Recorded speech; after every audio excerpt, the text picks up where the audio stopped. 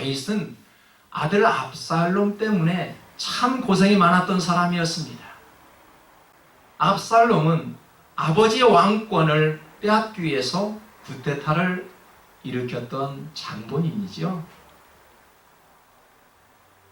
아들과 싸우기 싫어서 다윗은 도망을 쳤지만 결국은 다윗 군사들에게 잡혀 죽임을 당할 때 아들 때문에 슬피 울었던 아버지 다윗이었습니다. 다윗은 8형제 중 막내로 자랐습니다. 저도 막내로 자랐습니다. 저는 5남매 중에 막내로 자랐지만 좋은 것으로 좋은 옷을 입히며 사랑받고 자랐습니다.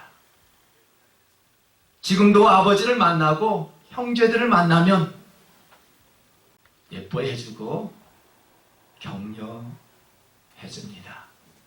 미국에서 목회를 하고 있다고 그래서였던가요?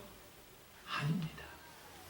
여러분, 막내는 어떤 것이 막내입니까? 그 당시 다윗 시대에는 우리가 생각하는 막내와 차원이 다르지요. 우리가 생각하는 막내는 무엇일까요? 귀염둥이, 예쁘니, 사랑받는 막내. 그것이 막내 아닙니까? 그 당시 막내는 우리가 생각하는 것으로 생각하면 우선입니다. 별 볼 일 없는, 아무 가치 없는, 심부름이나 하는, 형들보다 잘난 것이 없는 그런 막내. 다윗은 그런 가정 환경 속에서 왕이 되었지요. 다윗의 가정을 보면 이것이 사실임을 증명해 줍니다. 하나님은 사울을 왕으로 세우고 후회를 하셨죠. 이때 사무엘을 불러 이새의 아들들을 다 불러 모으라고 합니다. 아들 7을 모두 사무엘 앞으로 지나가게 하였습니다. 이때 어떻게 됐을까요? 이새의 태도를 한번 보십시오. 다윗의 아버지의 태도를 한번 보겠습니다. 사무엘이 이새에게 물었습니다. 내 아들들이 다 여기에 있느냐? 이새가 그렇게 말했습니다. 막내가 하나 있긴 있는데, 자, 이런 말씀이죠. 그는 양을 지키나이다. 아버지의 태도를 한번 보세요. 막내가 있긴 있는데 그는 양을 지키고 있대요. 이 말씀은 무엇일까요? 그는 왕이 될 자격이 없는 아들이야. 그런 숨겨진 의도가 있습니다. 아버지의 생각으로는 도저히 왕이 될 수 없는 생각 때문에 아예 보여줄 생각도 하지 않았습니다. 아버지는 오직 다윗 한 사람만 제외시켰지요. 어느 누가 다윗을 불러오라는 그런 형제들도 없었습니다. 요즘 말로 심한 왕따를 당하고 말았지요. 그것도 가정에서 말입니다. 얼마나 서러웠을까요? 여러분, 부모로부터 버림받은 경험이 있으신가요? 가족들로부터 따돌림을 당해보셨나요? 쫓겨나 보셨습니까? 사람의 손으로 이끌려 여러분 쫓겨나 보셨습니까? 얼마나 억울하고 비참한 일입니까? 이것은 평생 동안 씻을 수 없는 그런 상처로 남게 됩니다. 그러나 다윗을 보니까 자신을 비관하지 않고요, 양을 지키며 하나님을 바라보았습니다. 그 따돌림 속에서도 다윗이 얼마나 서러웠는지 이렇게 노래합니다. 내 부모는 나를 버렸으나 여호와는 나를 영접하시리이다. 얼마나 서러웠으면 형제들로부터 아버지로부터 외면당했던 다윗, 쫓겨났던 다윗, 왕따를 당했던 다윗이 너무나 서러웠어. 내 부모는 나를 버렸으나 여호와는 나를 영접한다 라고 노래합니다. 아버지의 눈에 들어오지 않았던 다윗, 형제들로부터 외면받았던 다윗의 슬픈 마음을 누가 알기나 하겠습니까? 오직 하나님만이 아셨습니다. 사무엘은 가족들이 외면한 다윗을 데려오라고 하지요. 사무엘이 다윗을 보니 그의 빛이 붉고 눈이 빼어나고 얼굴이 아름답더라. 여호와께서 이르시되 이가 그니 일어나 기름을 부으라 하시니라. 하나님이 사람을 부르는 장면입니다. 하나님께서 우리를 어떻게 부르실까 생각해 보지 않았나요? 지금 다윗을 부르시는 그런 장면이 나오지요. 사람들은 용모와 키를 봅니다. 외모를 보고 판단한다는 말입니다. 그러나 여호와께서는 중심을 보고 계신다는 것입니다. 사람들은 그래서 자신의 용모를 단장하고요, 스펙을 쌓고 우리는 노력하지만 하나님의 눈에 띄어야 인생이 성공한다는 것을 우리는 엿볼 수 있습니다. 하나님은 사람을 세우실 때 참 세상의 방법과 차이가 많음을 알 수 있습니다. 세상은 사람들을 다양한 기준을 가지고 사람을 세우지요. 웬만한 스펙으로는 취업문도 좁으니 재수, 사무수생들이 늘어나고 있습니다. 그러나 하나님께서는 분명한 기준을 가지고 사람을 세우셨습니다. 하나님께서는 스펙이 좁은 장남도 아니었고요, 오직 양을 치고 차별을 받았던 막내 다윗을 왕으로 세워주셨습니다. 다윗을 대하는 큰형의 태도를 한번 볼까요? 아버지의 태도는 별 볼 일 없는 막내를 제외시켰지요. 그것을 본받았는지 큰아들 엘리압도 한번 보시기 바랍니다. 맏형 엘리압이 듣고 다윗에게 화를 내며 꾸짖었습니다. 너는 어쩌자고 여기까지 내려왔느냐? 들판에 있는 몇 마리도 안 되는 양은 누구에게 떠맡겨 놓았느냐? 이 건방지고 고집센 여사가 너가 전쟁 구경을 하려고 내려온 것을 누가 모를 줄 아느냐? 엘리압의 태도입니다. 사랑받아야 할 동생을 대하는 큰형의 태도를 한번 보십시오. 여러분, 누구나 무시를 당하면 큰 서름이 밀려오게 되어 있습니다. 아버지와 형제들에게 예면을 당했습니다.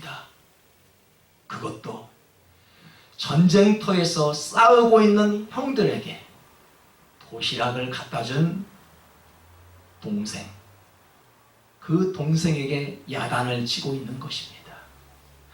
여러분, 우리는 일상생활 속에서 좋은 일 하고도 욕먹는 경험 가지고 계신가요? 선한 일을 하고도 되레 욕을 먹는 경우가 있습니다. 다윗이 그랬습니다. 싸우고 있는 형제들에게 도시락을 배달해준 그 동생을 대하는 태도를 한번 보십시오. 참으로 억울하여 그 자리를 박차고 일어날 수 있었지만 거대한 문제를 보고 떠날 수가 없었습니다. 여러분, 거대한 문제가 뭘까요? 지금 전쟁터에서는 큰 문제가 일어났어요. 어떤 문제일까요? 형들은 전쟁터에서 싸우고 있는데 그 블레셋 군인들을 보고 아무것도 할 수가 없었습니다. 많은 이스라엘 백성들도 도망치기 시작하였습니다. 갑옷을 입었던 사울조차도 힘을 쓸 수가 없었습니다. 이때 어떻게 했을까요? 다윗이 사울에게 이야기합니다. 주의 종이 나가서 저 블레셋 군인을 무찌르겠다라고 말할 때 사울이 뭐라 하겠나요? 무슨 소리야? 너는 어린 소년이야. 너는 용사가 아니야. 싸울 수 없어. 라고 말했던 것이지요. 이때 다윗은 그 거대한 문제를 보고 그 말에 순종할 수가 없었습니다. 끝까지 싸우겠다고 말하니 사울이 갑옷을 입혀주셨어요. 맞을 리가 없겠지요. 그 갑옷조차도 벗어던지고 돌멩이만 손에 쥐고 있었습니다. 여러분, 사울은 다윗을 향해 너는 어린 소년이야. 용사가 아니야. 아주 우습게 보았지요. 갑옷을 입었지만 갑옷조차도 던져버리고 돌멩이만 쥐고 있었던 다윗을 보고 블레셋 사람들은 아주 우습게 여겼습니다. 그러나 고린도전서에서는 이렇게 말씀하지요. 하나님은 지혜 있는 자들을 부끄럽게 하시려고 세상에 어리석은 자들을 불러쓰십니다. 하나님께서는 강한 것들을 부끄럽게 하시려고 약한 자를 택하셔서 사용하신다는 것입니다. 다윗은 사람들 눈에 그렇게 뜰만한 그런 사람이 아니었지요. 아버지조차도 다윗을 뛰어난 사람으로 보지 않았으니 형제들도 그를 인정하지 않았습니다. 그러나 하나님은 모든 것들을 다 뒤집어 놓으셨지요. 막내인 다윗이 형들을 뛰어넘어 왕이 되게 하셨고 사울을 뛰어넘어 그리고 골리앗도 이기게 하셨습니다. 사도행전에 보니까 사울을 패하시고 다윗을 왕으로 세웠더니 내 마음에 맞는 사람이라고 했어요. 하나님께서 원하는 이상형이 무엇일까요? 사람들의 눈에는 이상형이 있어요. 저도 좋아하는 스타일이 있다는 말이에요. 하나님께서도 좋아하는 이상형이 있대요. 어떤 분이실까요? 내 마음에 합한 자래요. 내 마음에 합한 자를 하나님께서 좋아하신대요. 자, 그렇다면 오늘 문제를 보니까 경험이 많았던 큰형 엘리압을 좋아하셨나요? 아니었습니다. 엘리압처럼 잘난 사람이 아니었습니다. 여러분, 하나님은 골리앗처럼 싸움을 잘하는 사람을 좋아하실까요? 아니었습니다. 많은 일을 하지 않았지만 하나님 마음에 맞는 사람을 좋아하신다는 것이지요. 우리가 앞으로 계속적으로 신앙생활을 해야 할 텐데 어떤 많은 것들을 내가 해야 되겠다? 라는 생각을 벗어던져야 합니다. 가만히 있어도 작은 일을 해도 그 일이 하나님 마음에 합당해야 한다는 것이지요. 우리들은 그래요. 큰 사역을 하고 싶어 합니다. 맞지요? 많은 일을 하고 싶어 해요. 나는 왜 이 정도밖에 못하지? 그 마음을 속히 벗어 던져야 돼요.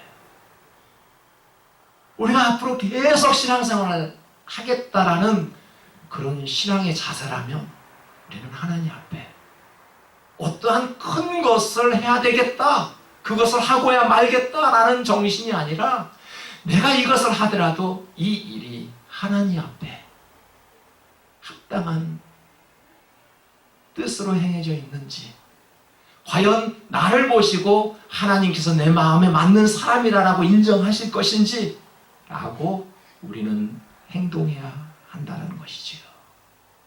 그래서 하나님은 작은 일에 충성한 자에게 열고를 맡겨주신다고 하셨습니다. 주어진 그 사명, 맡겨진 그 작은 일 충성할 수 있는 저희들이 되어야 하겠습니다. 여러분, 우리는 권위 있는 그런 권위적인 아버지가 되려고 하지요. 명령이나 하는 그런 큰아들만 되려고 합니다. 힘 있는 골리앗이 되려고 하고요. 유명세가 탔던 그런 사울이 되기를 우리는 원하지요. 하지만 하나님은 오늘 말씀합니다. 다윗처럼 순수한 막내가 되라고 그렇게 말씀합니다. 여러분, 권위 있는 아버지, 유명한 사울, 힘센 골리앗보다는 힘없는 어린 청년, 그런 막내 다윗으로 살아가야 되지 않을까요? 다윗은 육신적으로 막내였지만 왕이 되기 전부터 영적 거인이었습니다. 나에게 핸디캡이 있고 남들이 알아줄 만한 것이 아무것도 없다고 하지만 그것은 여러분 중요하지 않더군요. 왜요? 하나님이 중심을 보신다고 하였사오니 그 중심을 보시고 판단하십니다. 왜요?